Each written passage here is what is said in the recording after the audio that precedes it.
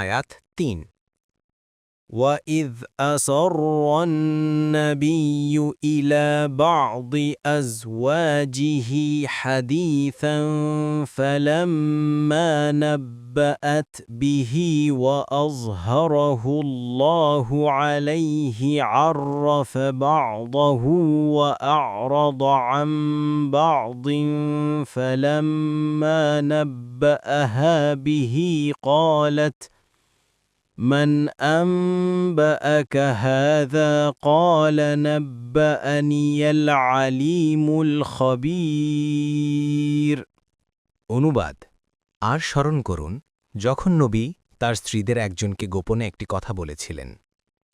অতঃপর যখন সে তা অন্যকে জানিয়ে দিয়েছিল এবং আল্লাহ নবীর কাছে তা প্রকাশ করে দিলেন তখন নবী এ বিষয়ে কিছু ব্যক্ত করলেন এবং কিছু এড়িয়ে গেলেন অতঃপর যখন নবী তা তার সে স্ত্রীকে জানালেন তখন সে বলল কে আপনাকে এটা জানাল নবী বললেন আমাকে জানিয়েছেন তিনি যিনি সর্বজ্ঞ সম্যক অবহিত তাফসির ১ নম্বর ফুটনোটের বিবরণ অর্থাৎ সে স্ত্রী যখন গোপন কথাটি অন্য স্ত্রীর গোচরীভূত করে দিলেন এবং আল্লাহ তার রাসূল সাল্লাল্লাহু আলাইহি ওয়াসাল্লামকে এ সম্পর্কে অবহিত করে দিলেন তখন তিনি সে স্ত্রীর কাছে গোপনে কথা ফাঁস করে দেওয়ার অভিযোগ করলেন কিন্তু পূর্ণ কথা বললেন না এটা ছিল রাসূলুল্লাহ সাল্লাল্লাহু আলাইহি ওয়াসাল্লামের ভদ্রতা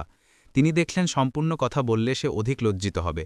কোন স্ত্রীর কাছে গোপন কথা বলা হয়েছিল এবং কার কাছে ফাঁস করা হয়েছিল পবিত্র কুরআনে তার বর্ণনা আসেনি অধিকাংশ বর্ণনা থেকে জানা যায় যে হাফসা রাদিয়াল্লাহু আনহার কাছে গোপন কথা বলা হয়েছিল এবং তিনি আয়েশা রাদিয়াল্লাহু আনহার কাছে তা ফাঁস করে দেন দেখুন বুখারী 4913 মুসলিম 1479